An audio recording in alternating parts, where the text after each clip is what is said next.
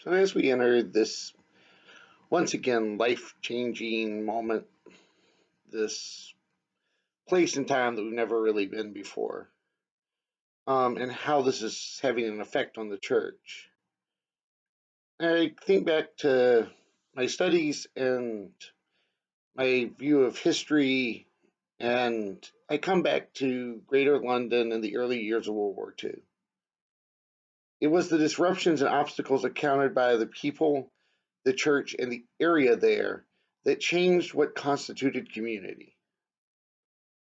By looking at the 550 plus local churches of the area at the time and what they did during the time of the Blitz, I feel like we can discover a lot about how, if not what, the church needs to do to view itself and be meaningful in our current context. So let's talk a little bit about the Church of London and the Blitz. The parishes ranged from the very wealthy in the west of London, throughout London and Middlesex counties, to the very poor in the East End. This made up the Diocese of London. This meant that these churches represented not just a unified diocese, but a very diverse one, diverse in economic power, diverse in belief, and diverse because of the national and local issues that would both come up from being there at the ruling center of England at this time. The current definition of community as they came into the war, well, that's a little more complicated. It was very localized, taking into account that immediate vicinity around the church and its members.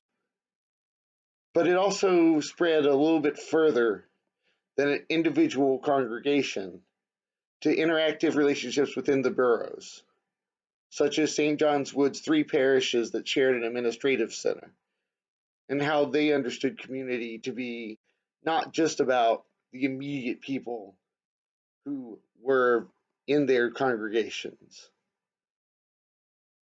The experiences of these communities are quite broad throughout the Blitz. You have St. Mary's that loses its building, its congregation, and all of its clergy, to St. John's Wood that we just mentioned, whose experiences did not change as much because their buildings and their peoples experienced much less upheaval. The war began, and as soon as it did, both the national leadership and many parish leaders took a chance to quickly name the fight as one of moral uprightness. This is one of those things that I hear less in today's time, but I still have heard it occasionally. This is this idea that we're going to call people back to a set of moral codes that we've somehow fallen away from and walked away from as individuals, that if we would come back to, God's punishment would end. In addition to this, there was also the call to establish God's reign on earth through improving society via the practical means for all classes. This also is one that I've heard a little bit, but less so in our current situation, as people call for remembering the poor, for recognizing how this will affect different groups in different ways. But yet, even as these calls towards a morally right fight took hold, the realities that came with seeing the horrors of the First World War and the damages it done took so many to change how they understood what life was about. The damage that had been sustained during that time changed people from looking at how church leaders were just willing to say, well, if we do the right things, if we change our way and improve society, God's kingdom will come. God's reign will happen. And people recognize that these were more complex issues than just a moral dilemma. The fact that our ego and selves are actually counter to the goal of making sure that God's reign comes to earth comes really into focus for the first time. And this creates a number of dialectical tensions, which began to beg questions about the role of the church within the greatest British society. The end result was that this is not just purely a moral war between right and wrong, but really between freedom and limitation. It is because of this that we approach the start of the war with a debate of social criticism, where questions of society versus religion became more about changing society and systems in order to be more in line with God's reign, rather than an all or nothing God's way or not God's way. So we make it to the start of the war. And as peace becomes more tenuous in 1938, church leaders begin to speak out, questioning not only how there had to be acquiescence to maintain the short-term peace at the risk of damaging others, but also the anxiety of the future and the disquiet of souls, the hope that things would change, was followed by the eventuality of war, and finally by the still shocking start of the war. The desire for a peaceful end had not changed. It was just obvious that the sacrifices would have to be required. This is not the ideal in God's eyes, but it may be required for ultimate good to be obtained. The Archbishop of Canterbury, Cosmo Lang, states, "The real issue is the doctrine that might is right. If this is allowed to succeed, we will be kept in constant bondage of fear. This speaks similarly to our current view, that by isolating ourselves we have somehow given up our community, even as those who refuse to give up this individual right are in fact damaging the greater good." Lang continues to point out just that, however unworthy we are to champion righteousness, we must do what is good for most, not just ourselves. Both nation and congregation look to the church to provide the sense of order, both as a way to try to promote right actions as well as providing some forms of normalcy in uncertain times. It's undeniable that we continue to see this as something that we're experiencing today. The church is looked at as a place that government hopes will take the lead in shutting down its services, but also at the same time, the people are looking for order that causes us to bring services online, to add new things to the church, so that our people stay connected in a time of isolation. The questions through and in the midst of uncertain, world-changing times is this: will we use the resources that we have used to sustain ourselves and instead use them to come to the aid in ways beyond those things that would serve us as well? I.e., whose church is it? And whenever we talk about church, what are we really talking about? In order to best see how churches could do more than sustain themselves, we have to take the church apart. So there are multiple levels of church. There's a building, a space, and a time. There's also a congregation, a people, and a community. And then there is a staff, clergy, and other leaders. If anything is clear through my study of the Blitz, it's that the churches that allowed for each of these areas to be used separately accomplish the greater good. What do I mean when I say used separately? Well, let's look at what these three different areas were used for during the Blitz. The staff. One of the hardest differences, well, at least for me, between the current situations and those of the Blitz was that while in 1940 and 1939, clergy were given much more freedom to minister to the physical and spiritual needs of the people, We don't have that. We have to figure out how to do this from an isolated, separated place. Yet people are still looking to be ministered to physically and spiritually. But in 1940, many potential and current clergy had joined the front by becoming chaplains. This not only pushed some retired clergy back into the work, but left 144 parishes in London without any clergy at all. It was the mistake of the military to think that to continue to minister to a generation which would be old and dying after the war will also leave the church old and dying after the war. Those who left behind became not just parish leaders, but ministerial support for those who were stationed in London. As each bombing run came, care for the Home Guard, the Air Force, fire services had to be balanced with care for individual members of parish and community. Likewise, clergy found themselves on the front lines with those who were hurt or displaced during the bombings. This alone gave many more the strength to be reminded of God's love and care for them. This also came with the expectation that they would be in public whenever they were needed, that clergy would be available to shelters and to the injured in the moment of the air raid. Excuse me, I'm still recovering from pneumonia here, so I might cough a few times during the rest of this. So that's the clergy, as well as the staff of churches.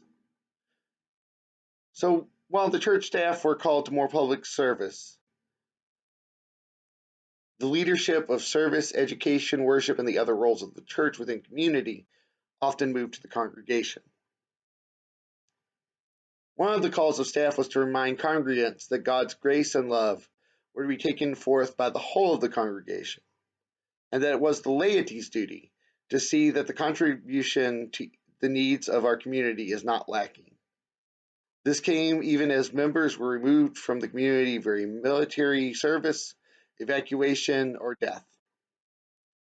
Some parishes found during this time their roots were not as deep as they expected.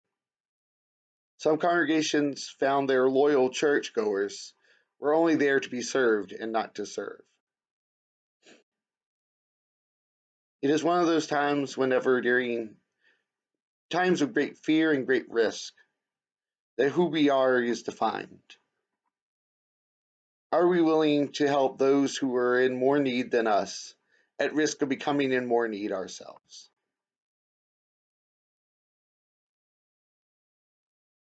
So you have church members who are found serving in the bomb shelters, the food shelters. But more often than even that, it's the church members who are checking on each other and taking care of the daily needs who are part of their community.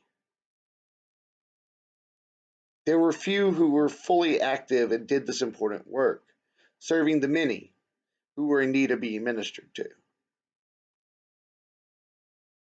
This is especially true as those who were young became less available due to military service, and things fell on people who struggled themselves to take care of themselves. Many organizations and groups stopped meeting, and those who remained often served the biggest needs of the community and organization. This included things such as the mothers' unions that held talks and shared ideas of how to best deal with the challenges brought about by blackouts, rationing, and a sudden change to everyday life. We continue to look not only to serve the needs of the individuals, but to consider what it means to be truly faithful in times like we are in. What does it mean to socially distance, yet still make sure that everyone has clothing, food, and shelter? What does it mean to make sure that those who are at high risk receive the things that they need? Another way that the congregation took on leadership was through the parish magazine. This was both a way to bring the church home, but also a social way of connecting and keeping in touch with those who were isolated, evacuated, or in the military.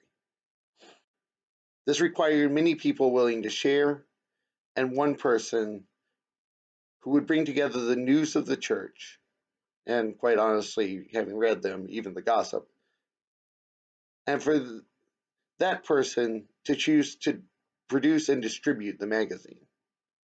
The congregation members took over also by bringing in and sharing educational entertainment, such as times for religious and social questions.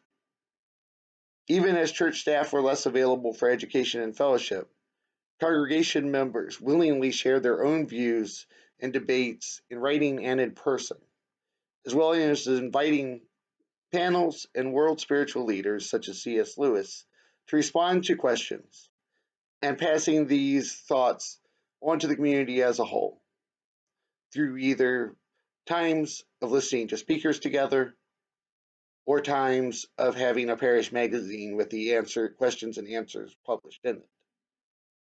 Even as major religious celebrations and events like Christmas services and bazaars were canceled, the congregation members continued to push to support the ministries of the church through both action and financial sacrifice. It's hard whenever we are not together to remember that the congregation is made up of so many people who do so much. And even those people who can do the most now and who have been doing the most for a long time can't do as much now. We need to remember that it takes the community, the whole of the congregation, to truly take care of each other and a larger community and our world at this time. The final part of the church that was used for the common good during the Blitz was the buildings. The space and time that people view as church. These spaces, which are often even now viewed as an extension of congregation and staff,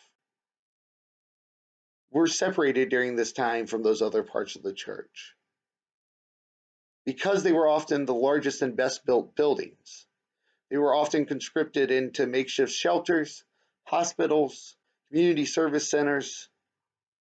And while all these uses are good, and I would hope that we would give our space as well, the moment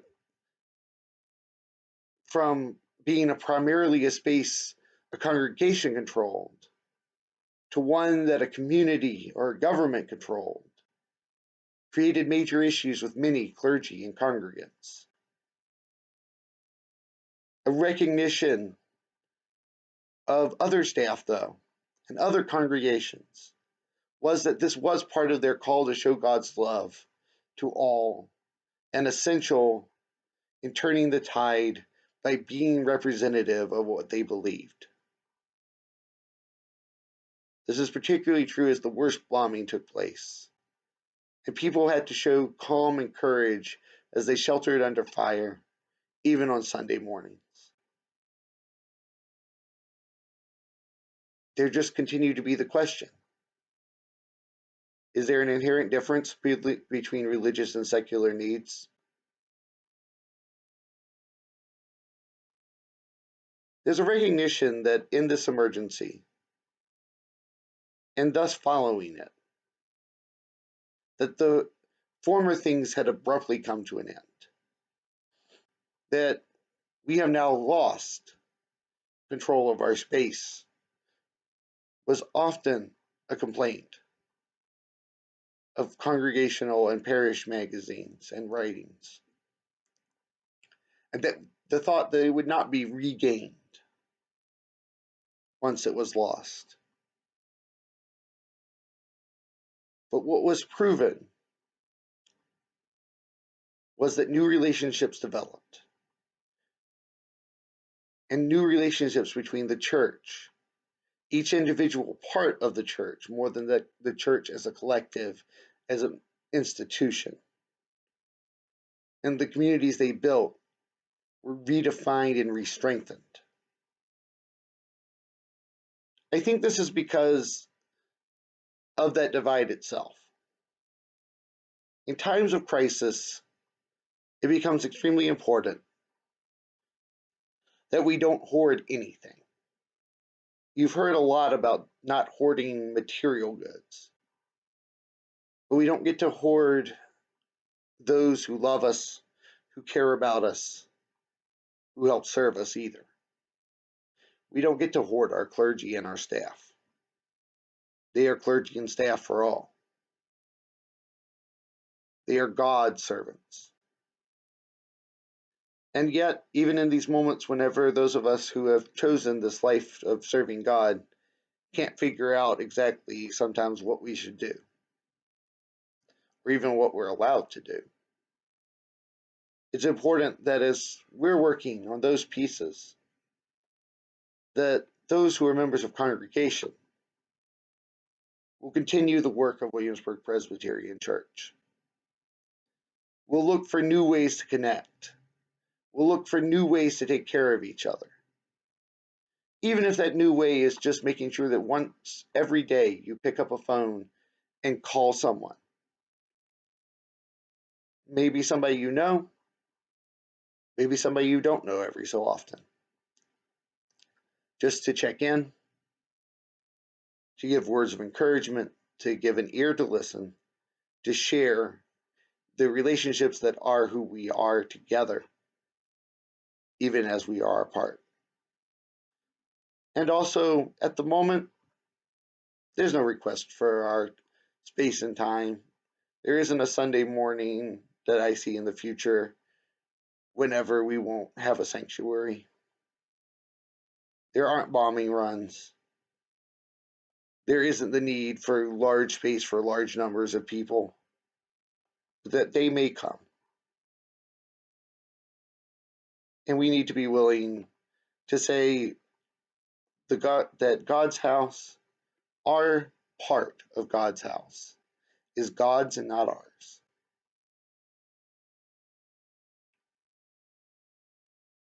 It's really interesting to look back at the Blitz and to recognize that London started with great fear.